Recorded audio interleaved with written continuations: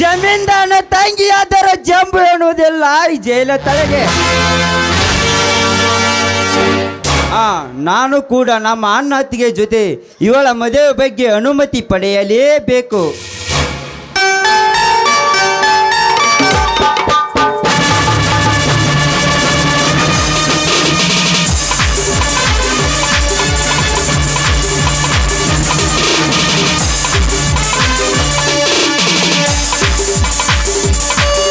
ನಿಲ್ಲು ಮನೋಜ್, ಎಲ್ಲಿಗೆ ಹೋಗುತ್ತಿರುವೆ?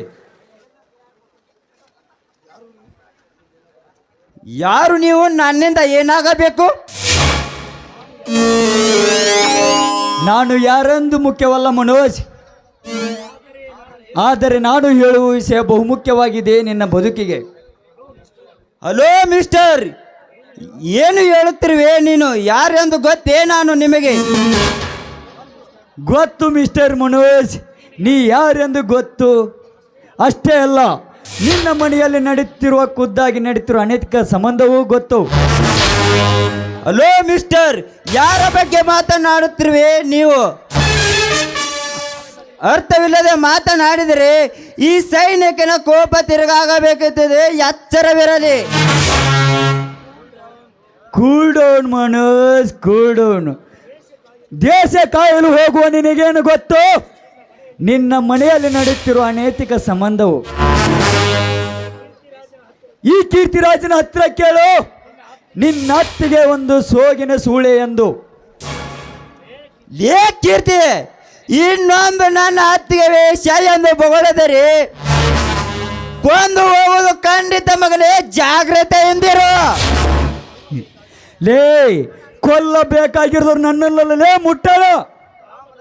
ಕಾಮದ ಮದವೇರಿ ದಿನವಿಡೀ ನಿನ್ನ ಅತ್ತಿಗೆ ಜೊತೆ ಸೇರಿ ಚಕ್ಕಂದ ಆಡುತ್ತಿದ್ದನಲ್ಲ ಅಮರ್, ಮೊದಲು ಅವನನ್ನು ಕೊಲ್ಲು, ಆಮೇಲೆ ಗೊತ್ತಾಗುವುದು ನಿನ್ನ ಅತ್ತಿಗೆ ಒಂದು ಸೋಗಿನ ಸೂಳೆ ಎಂದು.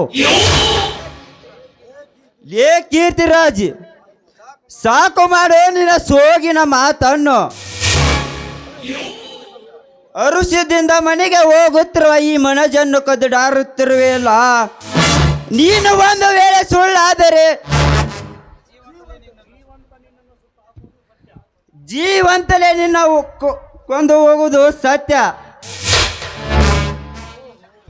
ಓಹೋ, ಇವನು ಹೇಳುವ ಮಾತಿನಲ್ಲಿ ನಂಬಿಕೆ ಇಲ್ಲ.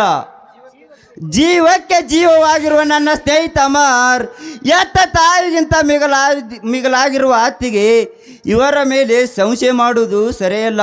ಈ ವಿಷಯವನ್ನು ಸ್ವಲ್ಪ ಯೋಚಿಸಲೇಬೇಕು. ಲೇ ಕೀರ್ತಿರಾಜ, ಸತ್ಯ ಗೊತ್ತಾದ ಮೇಲೆ ನಮ್ಮಿಬ್ಬರ ಯುದ್ಧ ಭೂಮಿಯಲ್ಲಿ ಭೇಟಿಯಾಗೋಣ, ಬರುತ್ತೇನೆ.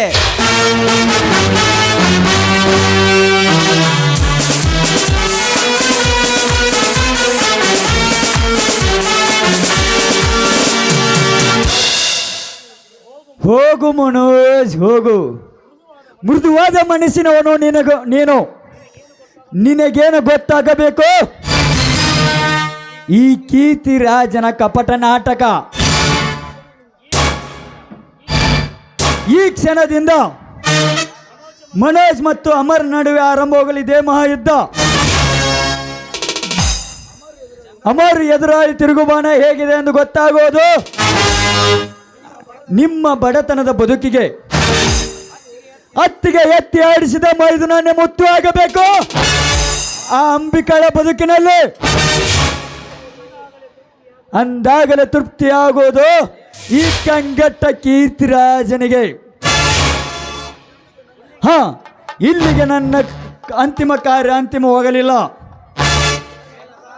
ಜಯಲಲಿತಾ ಪ್ರೀತಿಸುವ ಜಯಸೂರ್ಯನಿಗೆ ಹೇಳಿ ಸುಂದರ ಜಯಲಲಿತಾಳನ್ನು ಮದುವೆಯಾಗಿ ಆ ಜಯಸೂರ್ಯನ ಕೊಂದು ಅವನ ಸರ್ವಸ್ತಿಗೆ ನಾನೇ ಧನಿಕರಾಗಲಿದ್ದರೆ ಮೇರೆ ನಾಮ್ ಕಂಗಟ್ಕಳನ ಕೀರ್ತಿರಾಜನೇ ಅಲ್ಲ.